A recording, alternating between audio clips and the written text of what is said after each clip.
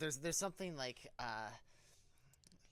absurd about taking a formal pose while sitting in the beanbag chair, right? Yeah. There's a Should we be sitting at Seiza, you think? No, no. no, no, no, no. No, no, no, no, no. No, this is absurd. Yes.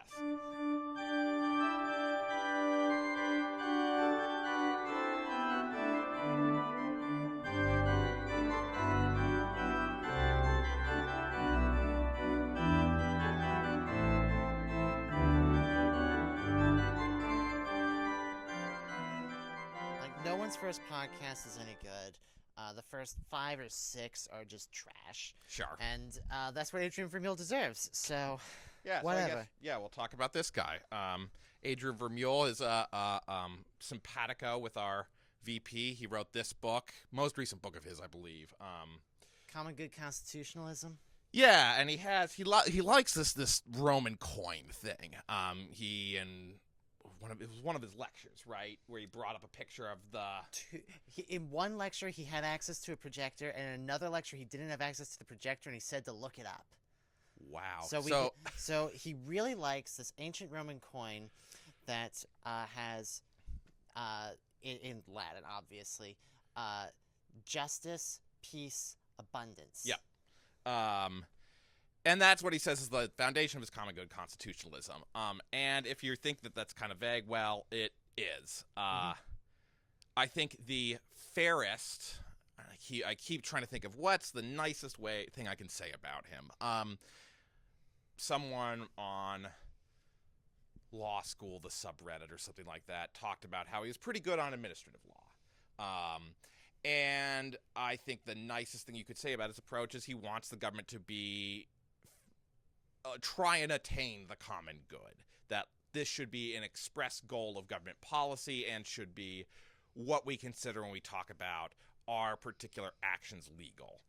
And I think that's about where I stop with praising him, because I think everything else I have to say is pretty harshly critical.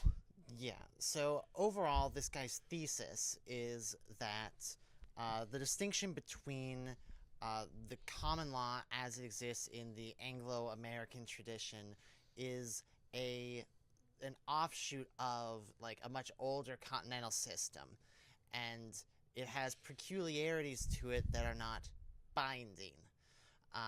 That is the obsession with precedents, and the idea that precedents coming from a higher body to a lower body are binding, or coming from a newer regulation supplanting an older regulation.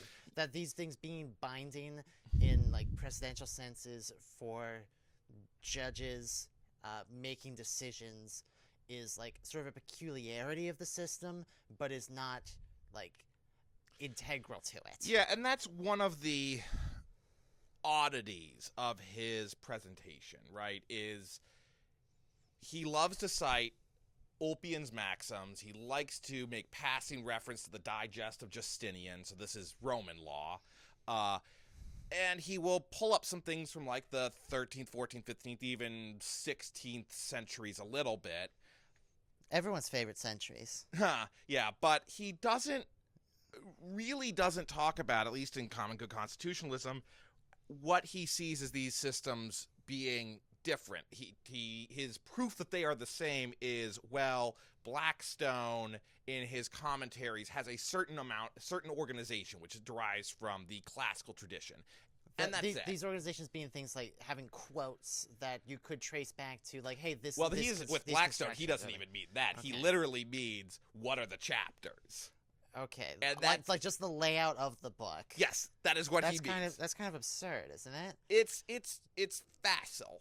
Like, he could deal with it more seriously, but that I think would expose the weakness in his argument. And it's notable that he doesn't mention at all Sir Edward Coke, who, as a judge of the Court of Common Pleas under Elizabeth and James I, what is it, first and fifth? Alex, I don't think that anyone cares about Scotland but you. But anyway, under Elizabeth and then under James, restricted the power of the king through what we would call today judicial review. And the way common law develops in the UK grows out of Cook but goes in a different direction. Vermeule doesn't talk about Cook at all, because if he did, it would explode his thesis. Cook's Institutes of English Law, which predate Blackstone, are not organized the way Blackstone's commentaries are. They're organized by something that we would call like a more modern sense. And it's because like the classical tradition has only so much influence on the common law of the UK. Yeah, that like it's a thing that's like visible to them. They know about how rulings happen on the continent, but it is a different legal tradition. And like the continent has like, I don't know what more French stuff going on. Okay, you have like Napoleon spread some things at some point, and like everybody wanted to venerate France for a couple centuries before that. This guy really loves the French kings. He stretched to make it sound like Louis XVI was considered a martyr for a brief period, which was like soundly rejected within a couple decades. Yeah. Okay, like, I don't see why it is he would cite, they almost decided to, was it venerated? There are different levels of... Yeah, no, he didn't even become venerable. There were just discussions immediately after the French Revolution that he was a martyr, and it was then determined that, no, he was killed for political, not religious reasons, and therefore could not be a martyr. Okay, yeah, which is... Like, I don't really care one way or the other. Like, why does Vermeule care whether a king here is a martyr? He really likes the absolutists. Yes. Okay, so the reason we're making the podcast is that Adrian Vermeule wants the president to be essentially an absolutist king. Yeah, and more or less. Like, that seems to be the sum total of everything he has here. When he talks about checks and balances, for example, he refers to any time that, like, that two different parties own two different things as being a check and a balance. That being like a king and a lord. The lord having a domain would be a check on the king in Vermeule's world. Like, I'm pretty sure that he would, like, having listened to several of his lectures, this is, I think, a fair reading of his perspective here. He might agree with me saying that, and I think that would be scary to the average person. But he goes even one step further and says that rule of law does not require separation of powers or checks and balances, and that if it were so, then most of European history was without rule of law. The thing is, most people would say in most of European history there is no rule of law, at least in the period he's citing. So it's like, it's really funny that he thinks that this regime or set of regimes, and that's another problem, but is more legalistic than it really is. Yeah, so contrast with, I believe it was John Adams, said that the new government of the United States was not rule of men, but rule of law. Government of men. Government of law, not government of men. But I think, you have the right... Didn't I say that the right order? You said the right order. You had rule instead of government. Government, okay. But, it's... And but Vermeule's from Massachusetts. He often cites that they have the oldest in-place constitution I don't know if it's in the world, because like I think that San Marino at one point had the U.S. beat at least, and I don't think Massachusetts goes back to the 1200s or whatever it was for San Marino, but maybe they've redrafted recently. But he talks with Massachusetts that in their constitution they make reference to the common good. This is, I think, one of the big weaknesses of Vermeule is, like, he mentions the common good, but is very explicit that he doesn't need to clarify it much.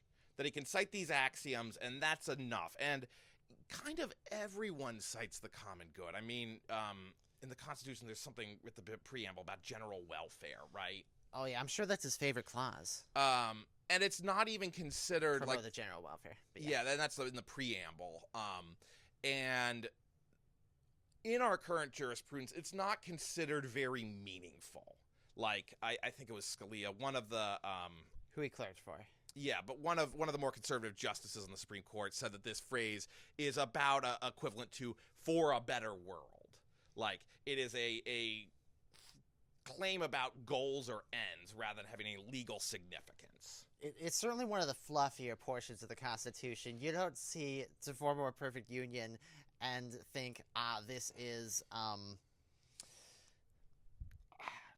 Yeah, it's not controlling in the way that, like, well, Article 1 defines executive powers. Yeah. Like, saying the government works for a more perfect union doesn't really mean much. Yeah, I wonder if I went through... I have the Federalist Papers right here. I wonder if I read through here whether he would say, look, we say that there's a more perfect union, ergo, yada yada. I don't think that Hamilton is probably citing that as like, oh, we had these fluffy words.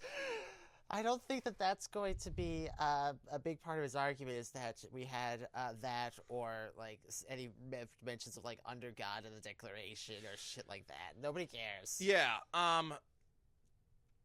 and it's odd to me that he picks up on words, phrases, and he loves his Latin maxims. Oh my goodness. And he quotes Latin and doesn't translate it and paraphrases it instead. Yeah, and I like my Latin maxims too, but just because you can say something in Latin doesn't make it more true. It doesn't make you smarter either. No. It's like, great, you've memorized some Latin that you pronounce with a strong American accent. Great. But I think he does okay on his French, but I don't speak French, so how would I know? And they're all, like, going back to the common law, so... it's notable that when talking about the classical tradition, he actually stops every time before Napoleon, because he doesn't really want to talk about law as code. That's not what he's interested in. Like, he's interested in judicial determinations. All right, fair enough. But I think he subscribes to something closer to... like the Louisiana Supreme Court, right? They have a civil law tradition. Mm-hmm. So instead of stare decisis, let the precedent stand, they have something called jurisprudence constante. You'll excuse my French, which means constant jurisprudence. You're forgiven for using French. But it means constant jurisprudence. The idea is that, and they're actually very clear, the Louisiana Supreme Court, about what the differences are. And they say, well, a single case is not authoritative. You want to rule according to or in accordance with a long line of cases, and a long line is authoritative, but it is never controlling, right? And that's the key distinction. Okay, Vermeule doesn't want precedent to be controlling. If you want to take away one thing, it's that he doesn't want previous court decisions, including Supreme Court decisions, to bind in the future. Yeah, and that's a major thing that he has going on. And that is where it's very much because he doesn't really like the common law, I think, but this is where he stops being a serious commentator on the common law, because he doesn't know what to do with precedent. And maybe that's because he's in administrative law, where administrative rulemaking matters more. And, like, administrative law doesn't really have precedent, right? A new administration comes in and you can change whatever the previous administration had done with their agencies. That's part of executive power. Fine. I think he would like all law to be done like administrative rulemaking. And I don't think that's really appropriate, especially in our system where... so many of our rights are uncodified, like Miranda, right? There was a particular Supreme Court case, and from that we have police have to give you a certain warning, not even a particular phrase, but have to inform you of certain rights. And, like, this isn't perfect, but if we say we don't have precedent, then we just don't have these rights. Because they are rights only at common law. Yeah, and... So, in a sense, Vermeule's perspective is, like, not particularly dangerous if you are already in a civil law system. Like, I'm sure that people on the continent who are living under a civil law system would hear Vermeule's arguments and be like, so what? Yeah. Because, obviously, there are many countries in which his perspectives are actually held as true. To an extent. To an extent, yes. We do not have... He definitely is essentially a monarchist. Like, He considers himself a Catholic integralist? Has he called himself these things? I don't think he has called himself an integralist. Other people have called him that. And maybe it's in just Catholic because, Catholic newspapers though, like yeah. Commonweal, I think, is where I read the article from. This is a kind of liberal-ish Catholic publication, but he definitely thinks that the Catholic Church should, or Catholic teaching should, as he interprets Catholic teaching, should be controlling for how laws are promulgated. The weird thing, though, to me, is he cites that, you have reason, you come up with law by application of reason. And he's not really bothered by, well, what if there are disagreements? He says, well, that's just, we're going to work that out. And so his, guidance doesn't really, the common good doesn't really tell you anything. He says the justification doesn't give you a program. But then the question is, okay, so what is it other than a slogan you reach for in giving judicial justification?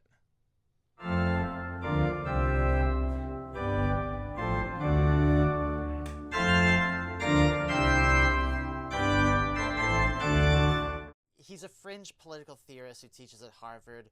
Who cares? He's been teaching at Harvard for 20 years. He's not less time than that, I thought, right? Some amount of time. Let's say, yeah, at More least than a 10. decade. Yeah, at least a decade. It's 2025 right now as we record.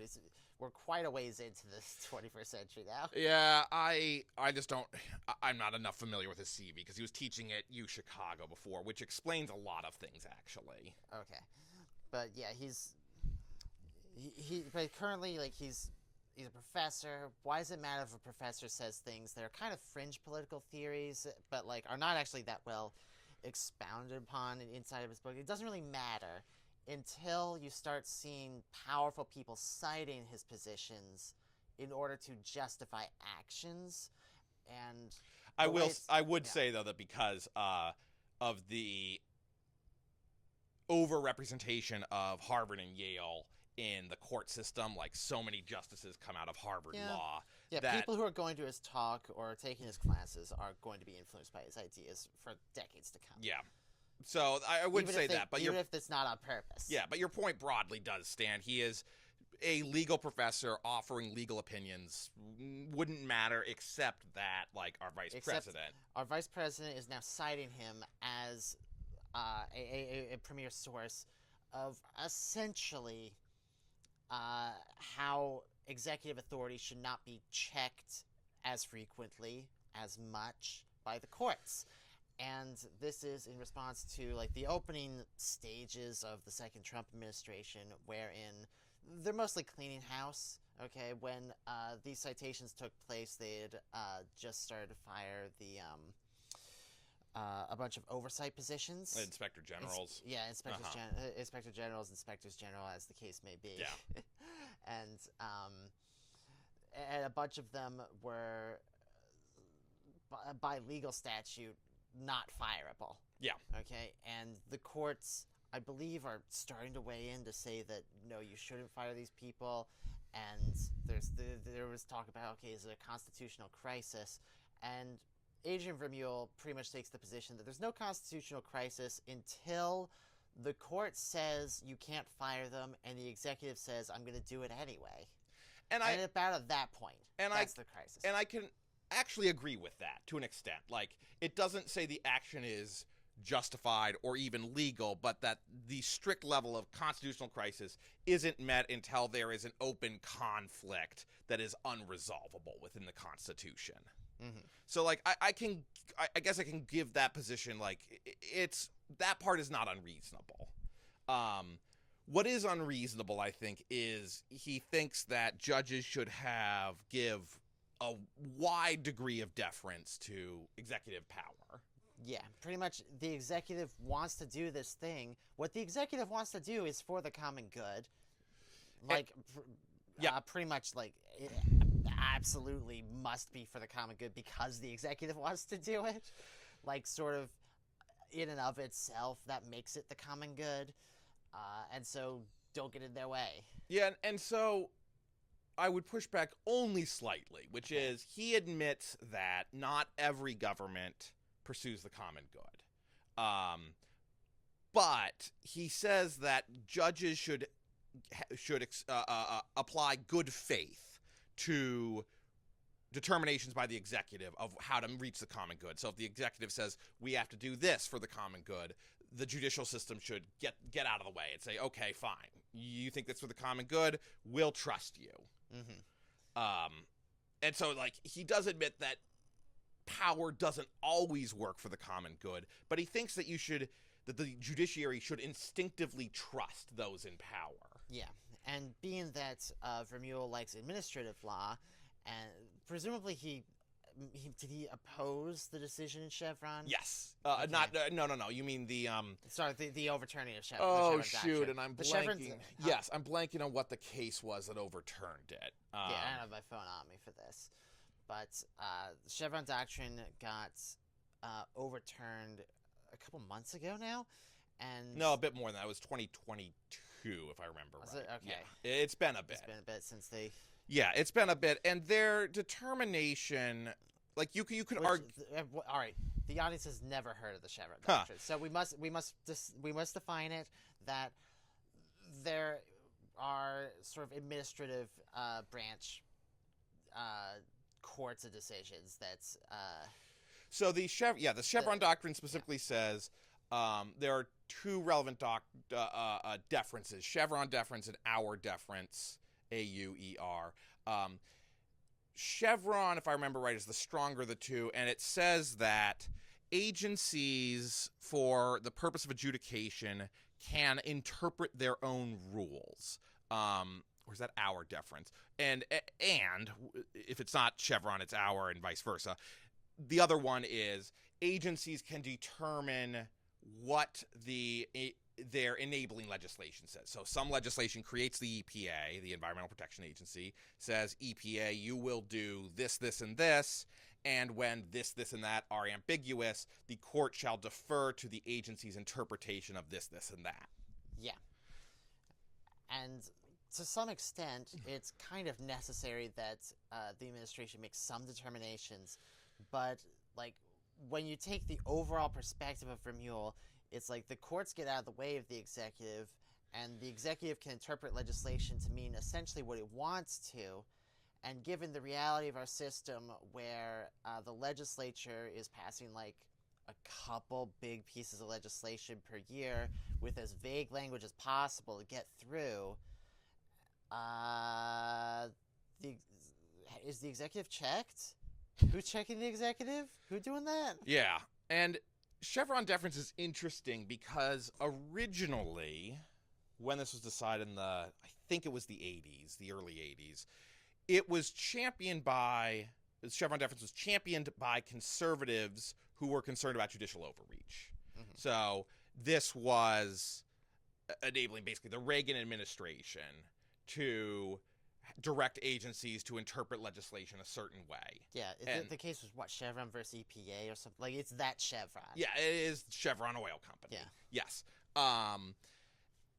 More recently, liberals have liked it because it means that certain decisions are not questioned. If I remember right, the case that overturned Chevron had to do with a couple that was owned some property on a lake, if I remember right, and they dumped gravel into the lake. And the EPA said the lake was a connected waterway to a protected marsh because it was connected underground.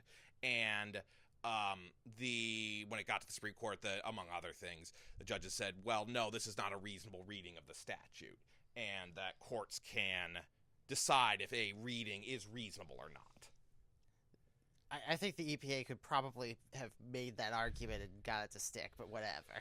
Maybe, but like it sounds like they dumped gravel, and I don't care about gravel. If it was like toxic sludge or something, I think we would care a lot more. It was an odd case for the EPA to litigate, and so it's a very the oddest cases end up setting precedent, right?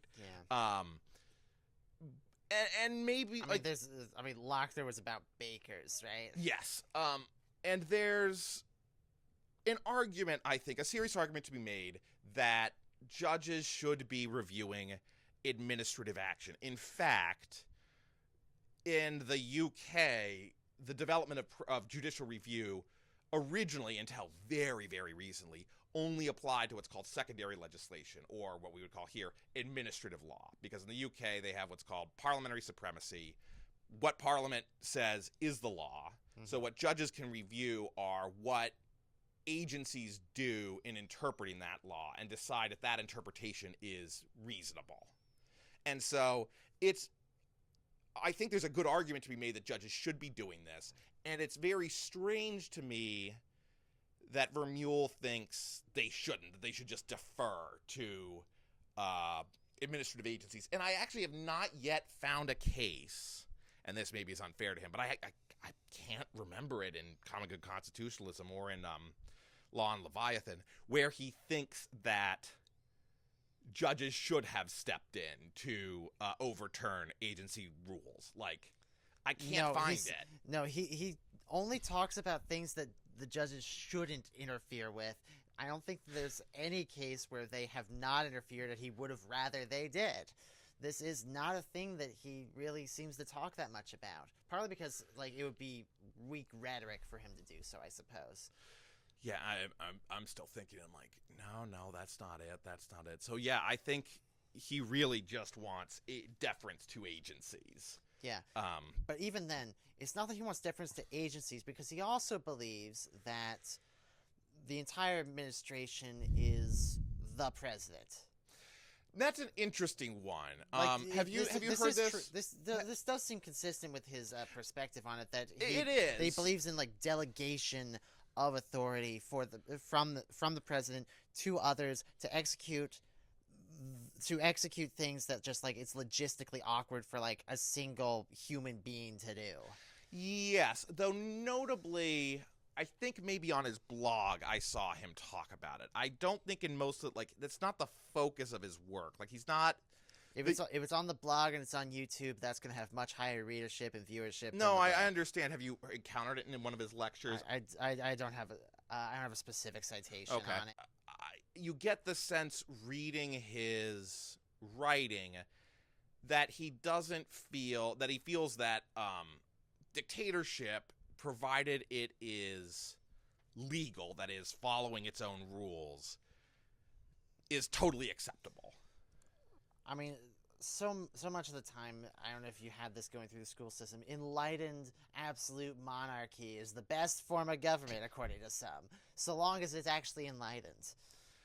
Yeah, and like, some people have this perspective, and yikes, because it's not enlightened. Like, the individual is never gonna get there. Yeah, he talks about tyrannophobia, that there is a fear. Yeah, that there's a fear. He uses this word. I haven't seen him using this word yet. It was in one of opened with that. It's in one of the things we saw. I think actually, the one that this image is from, that talk, one of the talks he did at Oxford. And he says, use the phrase tyrannophobia, that we are scared of government power, and that the lack of law can be just as injurious as too much law. Which I think brings up another point, right? In his view, and I think this is why I mentioned it, shows that he comes from University of Chicago. University of Chicago, at least the economics department, is conservative, very free market. Mm-hmm. Milton Friedman taught there for a long time. You know that name, right? Yeah. Yeah. It's been a bit. I don't even know. When did that guy die? It was a long time ago. I don't think it was actually that long ago. Because he was around the 70s and 80s. Alex, the 80s is a long time ago. Yeah, sure. Ayn Rand died in the 80s. Yeah, sure. But it shows in some of his, like, he says, literally the last millennium. Well, sure. He says that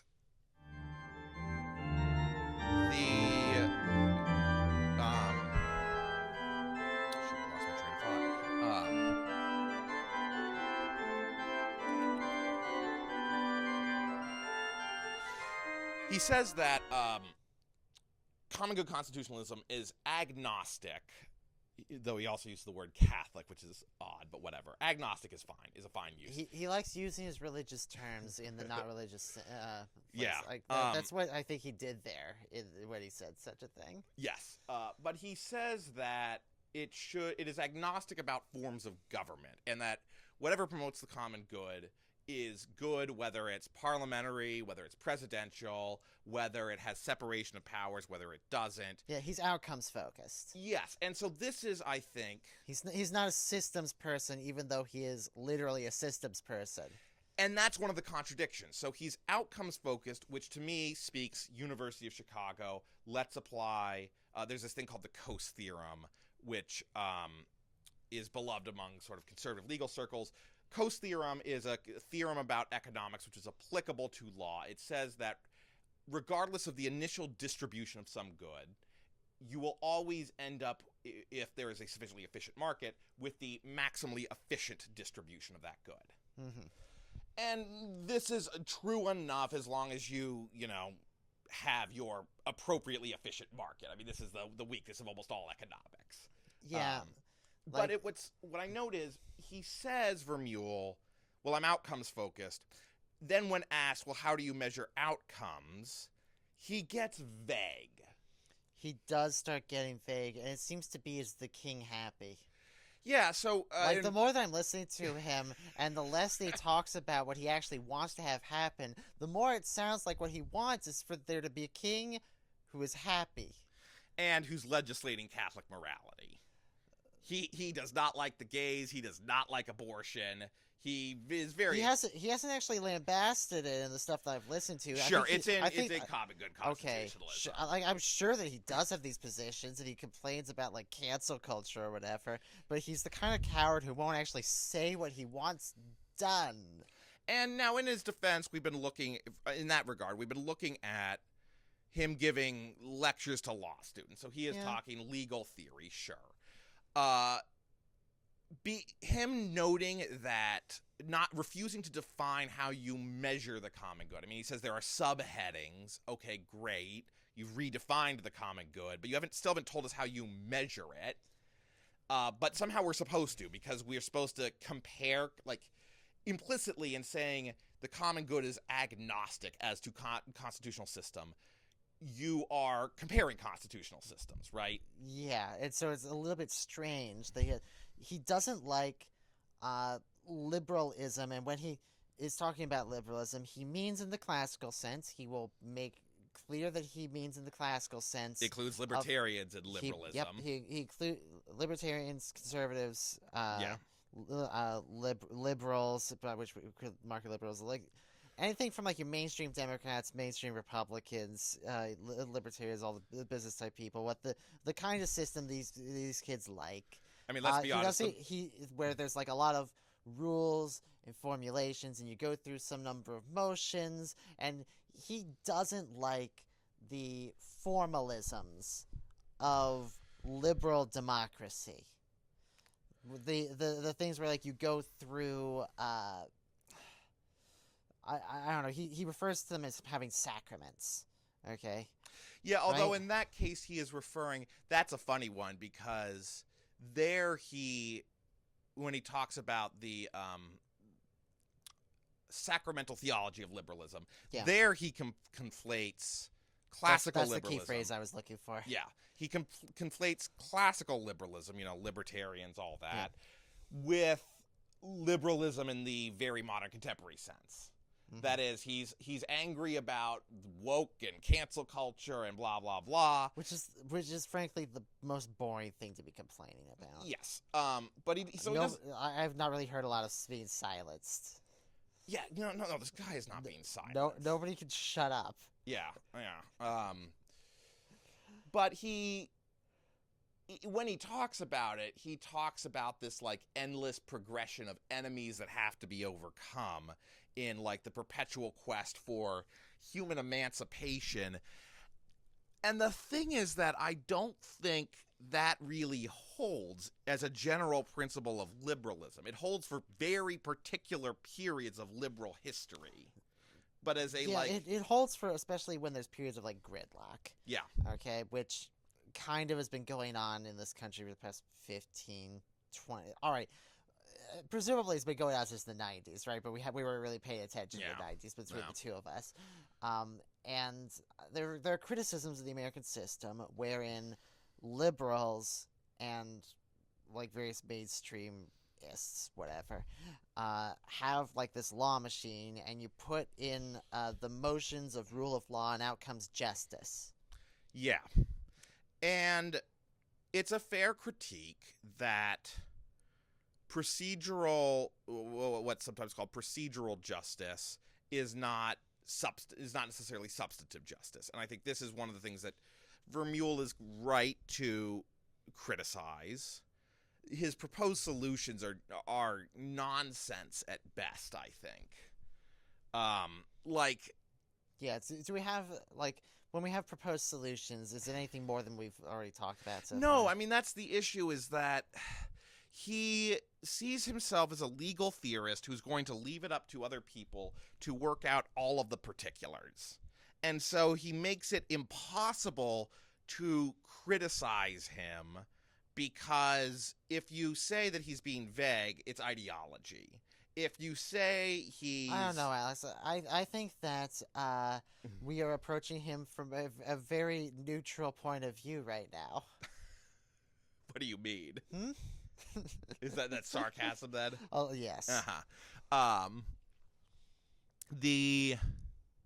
And it's clear that the other thing that's clear is he sees all the pieces of government as being one entity. Another thing I guess I could say I can grant that people usually don't distinguish between government as the courts, government as the police, government as blank. That in practice, most people think of these as just the government. Mm-hmm. And so that's fair, but he then goes on to, well, if it's all one government, then separation of powers doesn't matter. Then all that matters is, have you rationally promulgated authority or laws by the relevant authority? Yeah, he doesn't seem particularly scared of, like, demagoguery or the kinds of things that, at least in Federalists, they actually talk about, which is different groups running amok with power. Now, he seems not to really be that scared of this. What he's scared of, in contrary, is what he calls monstrous government. And he cites someone who's talking about Florence, where there's factionalism that prevents government from achieving the common good. This is Florence in a particular period, or where your parents are at? No. This is Florence, Italy in the Middle Ages. Mm-hmm. Like Dante through Machiavelli. Mm-hmm. And the thing is, his history is so scattershot, his use of history, that it's actually pretty hard to assess that. Like, yeah, it's like a little here, a little there. He's not a historian, is the thing. So he doesn't actually have a clear through line here. He doesn't, like, grand narratives aren't capital T true, but it would kind of help his point if he had some sort of grand narrative going on. And this is the big weakness. Like, he hates the common law, but doesn't really engage with it. He talks about the jus commune, the common justice, or even common law in Latin. But his definition of it is sufficiently broad to capture essentially unrelated legal systems. Because he says the jus commune is that combination of Roman law, that's a clear enough term, actually, canon law, clear enough again, and local civil custom. And at that point, it kind of breaks down. At that point, you've exploded it. These three things are, like, if it's all the local customs, just people, like, I don't know, out Brandenburg are not under comparable systems of people around Madrid. Exactly. Or I would go further and say, what do you do with the Polish-Lithuanian Commonwealth? How is this jus commune? I mean, you'd probably say it's monstrous government, but... Alex, I think that he would love this polity because Commonwealth is in the name. You fool.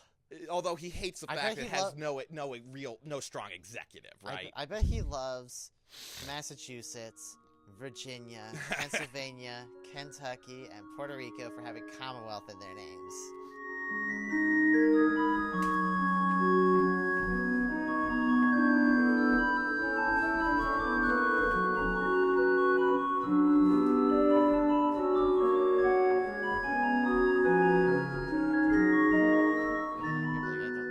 I don't know him. Yeah.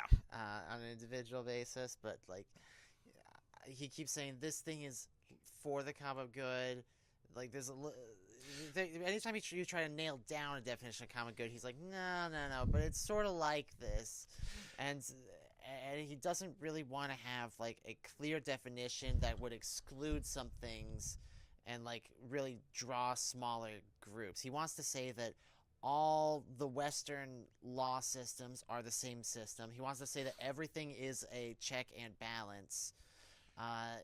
One of the other quotes related to that, he says, power is conserved. So if power is not expressed by government, then it's expressed by private actors. So if, your boss is just as much a tool of power as the government is. And I think that I don't have an exact quote from Paul in here, but the authorities of the world have been placed there by God, Alex. Yeah, and the issue I have with this is one of the things I was mulling over, is first of all, it's funny to me he comes very close to taking an almost Marxist position. Which one?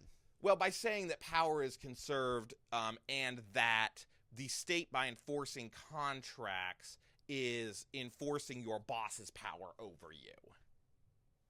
Which is like, it's not wrong, but it's not the whole picture. And the biggest thing I think is, unlike... Like in as much as there are the hierarchies going on, like it's... But you can leave your job more or less easily. Like, there are reasons you might not be able to, economic, whatever. It's very hard to leave your country. Yeah. So these are just, like, not comparable. And I think at time of recording, it is difficult to just pack up and move from one country to another.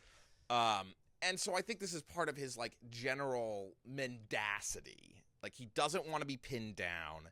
He plays with language to present his fairly odious ideas as perfectly normal. Well, everyone thinks that their ideas are perfectly normal and acceptable. He knows they are not... Obvious, even. Yes, but he knows they're not mainstream. Like, he starts out a lot of his lectures by admitting that. And so I would take him more seriously if he would, rather than lump everything together, explain the differences between the mainstream view and his. And aside from, well, my view quotes more Latin and likes the common good, I actually don't really know what it is. Well, we're having a podcast about it, Alex. We've read several books and listened to several lectures. And as far as I can tell, it is the state should have, his view is the state should have whatever power it needs to pursue the common good. Yeah, and that the state could be controlled essentially by the executive. Yes. Which, or even you say those two things person. together, it sounds really scary, doesn't it? Yes. And, like, we keep looking for, like, him to say no to these sorts of ideas. It's like, he really does just want the sort of unitary dictatorship. Yeah. He quoted, it's a blog post wherein he quoted from Federalist a 78, was it? He's quoted from several of them. Sure. Okay, 78 is the one that talks about judicial review, but the one I'm going for here is talking about dictatorship and for the executive, and so it's a different subject. And he quotes Hamilton saying that sometimes the Roman Republic resorted to having a dictator. And Vermeule takes this in the context of the Federalist Papers from Alexander Hamilton, who does nothing but talk about checks and balances for 80 dig papers over the course of months, defending the idea of the Constitution against people who just decided not to have a king. Yeah. And says that because Hamilton quotes that the Roman Republic had dictatorships that it sometimes went to when, like, the enemies are at the gates or whatever, that means that Hamilton was in favor of sometimes having a dictator of America. Yeah. I don't have the exact blog post on here, but it was a really weird citation to have. It's an odd thing as well. So Vermeule likes Carl Schmitt a bit. He cites him occasionally and wrote a chapter in a big book about rapid Carl fire. Schmitt. Is Adrian Vermeule America's Carl Schmitt? I think so. Okay. And we'll definitely have another podcast about Schmitt because we could go on for hours about that guy. But he does unrepentant Nazi and thinker Carl Schmitt. Yeah. He and Schmitt do a similar intellectual move where they take something that is out of the ordinary and make it ordinary. So for Schmitt, it is emergency powers. Emergency powers, and, we'll talk about another podcast, but for Schmitt, are the foundation of government. I don't think he's exactly wrong, but then Schmitt says, based on that, government by emergency power all the time is totally legitimate. And Vermeule does a similar thing in talking about the Roman dictatorship, which the Roman dictatorship is an example of emergency power. Oh, yeah. And absolutely. The U.S. is sort of odd in not having codified emergency powers. Like, most countries have these. I think it would be better if we did. Because then they're like guardrails, parameters around it or whatever. Yes. It did eventually break down in the Roman Republic, but the Roman Republic did work for a couple hundred years. So Yeah. There's an argument that could be made here, but yike. Yeah, and the argument can't be, let's have rule by dictatorship, because that's not even the Roman model. Like, what's the crisis? Yeah. Where is the crisis in America, actually? Well, I think there are, by executive order, 100 emergencies outstanding. I'm pretty sure the plural is chrysopodes. But, yeah, I mean, and this is, again, like I say, mendacity. I think and I use this term very deliberately, I think he mispresents deliberately some of his material. There's a great, I'll even find this quote, because this is one of my favorite bits of Vermeule. So it's for all that he likes talking about the Catholic Church, and cites this jus commune, which he says draws on canon law, he almost never cites the kind of foundational documents of Catholic social teaching, Rerum Novarum, Quadragesimo Anno, or like any of the not Divino Afflante Spiritu. Alex, I don't speak Latin. These are just names of papal encyclicals. Sure. And so it's the first couple words of each of them. Yeah, and so Rerum Novarum is on revolutionary change. This is the foundational document where Pope Leo the 12th, 13th, I forget which, late 19th century. Look, if there were that many Leos, they must not have cared about which one's which. Yeah, late 19th century. This is like maybe your kid Wilhelm. Yeah, yes. Tries to lay out a alternative path to both communism and capitalism. That is like a distinct Catholic social teaching. Vermeule never engages with this, and I think one of the issues is it shows too much concern for the individual, and Vermeule is just a collectivist, right? Remember his answer when he was challenged on it? He said the individual is most, I forget his word, but actualized when the common good is achieved. Yeah, he is not an individualist. He is decidedly not in like the libertarian small government lowercase c conservative space.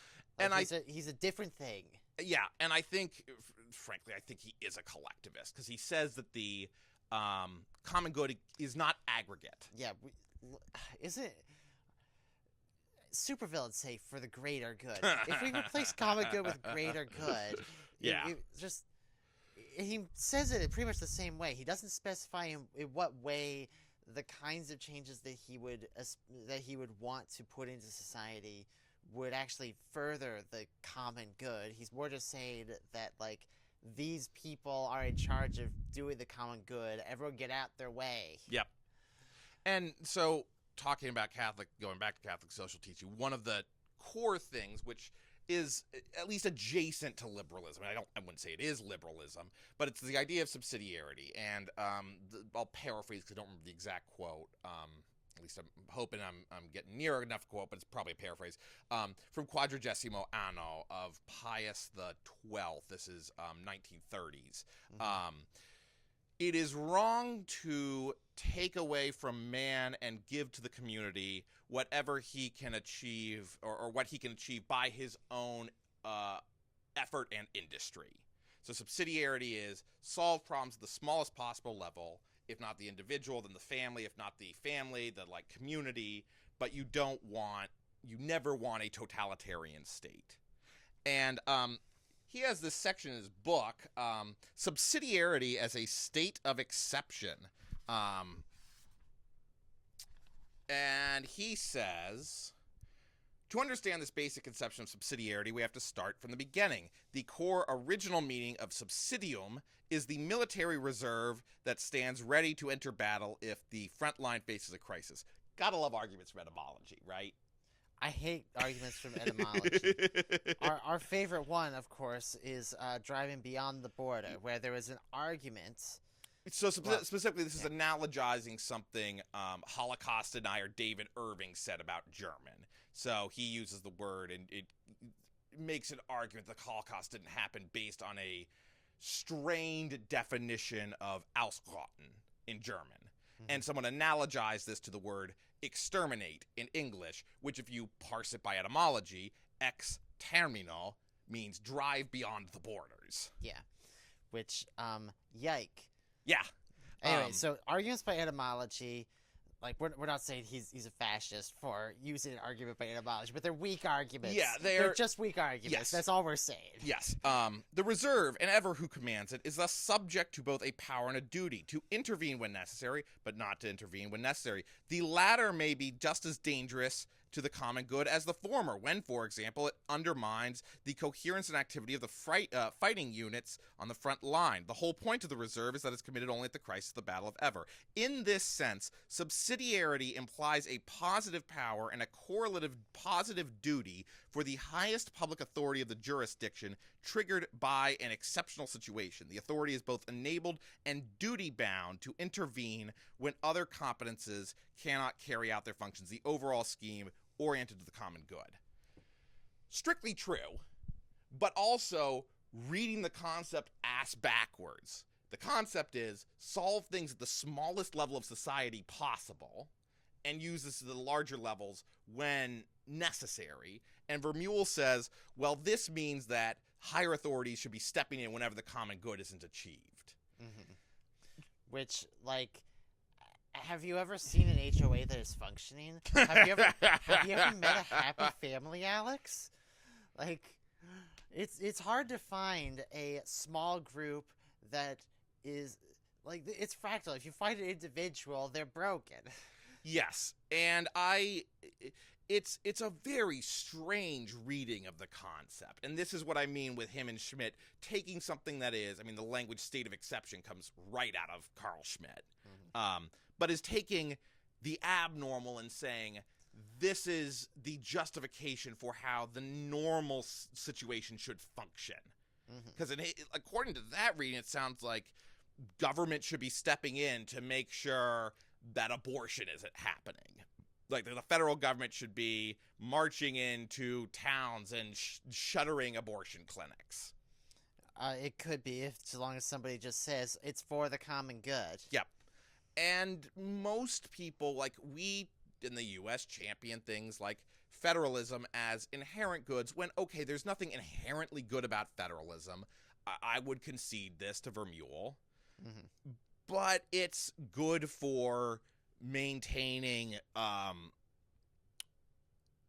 for attaining things like liberty or happiness or, you know, those other more direct goods, even what Vermeule would say the common good. But we've determined that federalism is the system we like. And so we, rather than trying to figure out, is this violation of federalism for the common good or is it against the common good, we just say we're not violating federalism.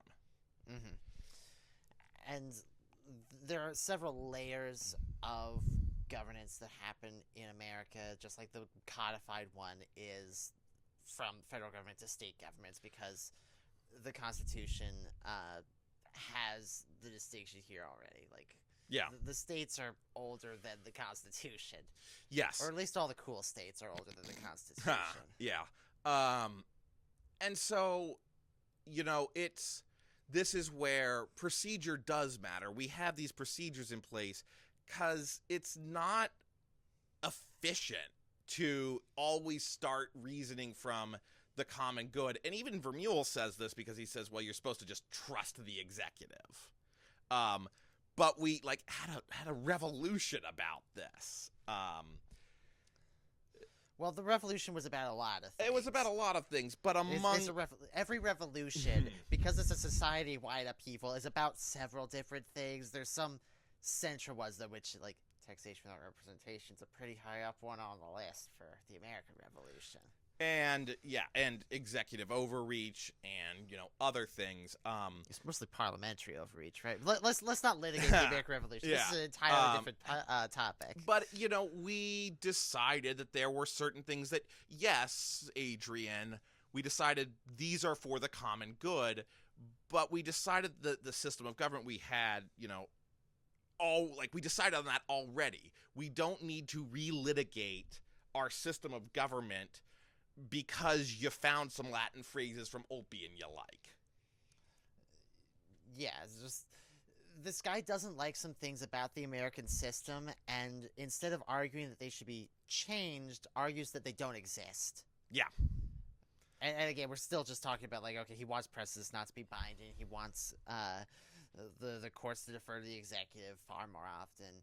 He wants the executives to interpret legislation to a degree greater than what he's currently seeing. He complains about how little.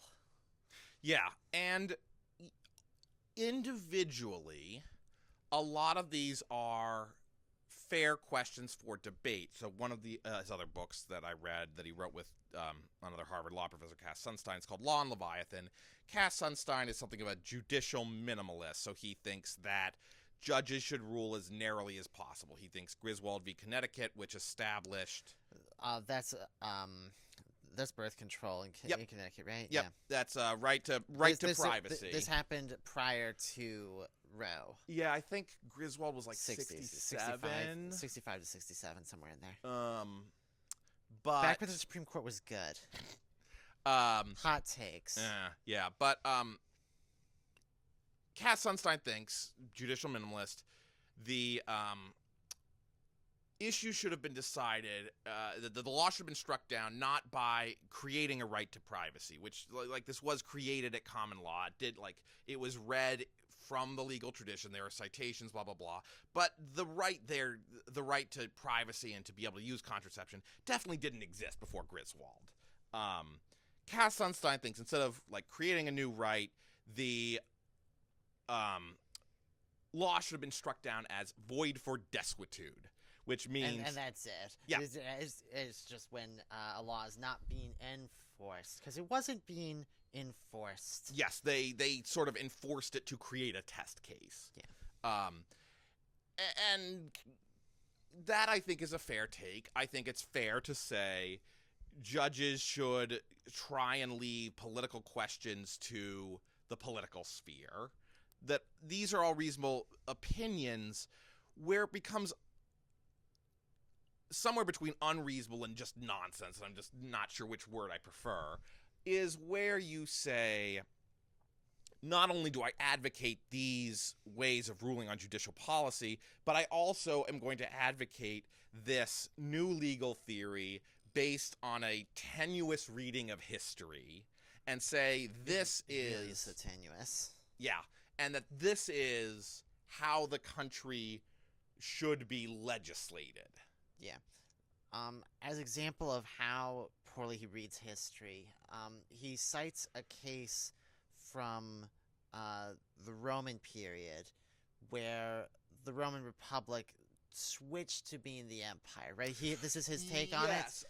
What's the name of this It's case? not a case. It's a decision. Is this bizarre thing that was very post hoc. Post hoc means afterwards. Lex Regio, I think. the idea was that, and this did not exist in the Roman period, it was a construct of medieval legal scholars reading backwards into... Yeah, after the fact. Yeah, that the Roman people, the ultimate source of sovereignty, had transferred their sovereignty to the emperor. And he brings this up a lot. A lot of the people who write on his blog talk about it, and this is one I'm not sure, like, okay, this is a rhetorical device that was used, but it's also one that's ahistorical. Why are you using it? Yeah. And it's like, is his purpose in doing that citation just to lend credence to the Roman Empire? The noted sort of centralized, sort of despotic, terrible system? I think the answer is yes, actually. He likes the Roman Empire. He likes emperors. He likes absolutist kings. He loves all this stuff. Yeah, and he talks about, in another blog post, imperium, and tries to develop it as a theoretical concept, with mixed success, I would say. But it's a very strange thing to be citing. He also cites... oh, now I'm blanking. Frederick II, Holy Roman Emperor. Okay. Promulgated some laws for Sicily, and he cites this legal code. I think, again, just because it has some maxims he likes. Mm-hmm. And I think that's part of the problem with his reading of history is it's all maxims. There is not really a tracing of this person cites this person cites this person. It's look at this Latin phrase here. Here's some Aquinas. Here's some Ulpian. He really likes Aquinas, though. Sure. And I like Maybe I should actually read Aquinas someday. It's at least serious thinking. But I think it's telling that he doesn't. He cites the phrase ragion di stato, or reasons of state, more than he actually cites people from this tradition. Like, he has one particular person he's cited in his blogs, whose name escapes me. But in his lecture, the phrase ragion di stato comes up, and then he doesn't do anything with it. Mm-hmm. And I think it's because it's getting too specific. As long as things are old, they can just be fancy Latin maxims. But once, it's why he doesn't talk about the Napoleonic Code, because this is too specific. Because he doesn't want to talk about codes at all. He wants these sort of general legal formulations. And it's part of what... He wants to divorce his phrasing from, an historical grounding. Yeah, and if I'm honest, even from... why don't I just take a page out of his book, which is he says that contemporary liberalism is a combination of Pelagianism and Gnosticism. I'm not even going to bother defining those terms because he's using theological language that's kind of nonsense here. But so let's say this: he's a Platonist. His law exists in the world of ideals, and he doesn't ever want it to be sullied by reality. Okay. By the actual needing to be enforced, needing to be arbitrated. And he will talk about these things, but he doesn't want to make, as much as he says, judges have to make determinations, he doesn't want to do any of that. Because he wants to just expound. And it's why he can say... He's not really practicing law. Yeah. He just writes the theory. Yeah, and on the one hand, that's fair. On the other hand, it enables him to say really horrible things, or things with horrible implications, and just wash his hands of what he's saying.